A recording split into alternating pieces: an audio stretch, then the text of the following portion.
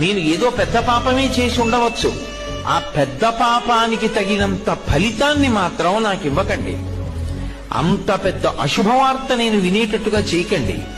దానివల్ల నేను తల్లడిల్లిపోయేటట్టుగా నన్ను మార్చకండి.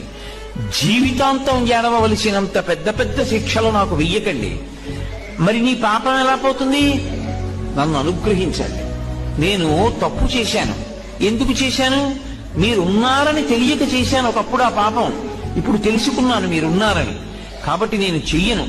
ఇప్పుడు నేను ప్రయత్నపూర్వకంగా ఏ తప్పు చెయ్యట్లేదు, కానీ అప్పుడు చేశాను.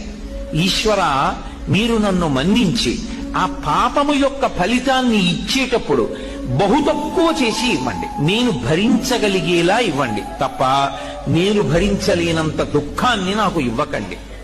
ఇది నోటితో అడగక్కర్లేదు. ఈశ్వరుణ్ణి ప్రార్థన చేస్తాడు. వాడొకడు ఉన్నాడన్న నమ్మకం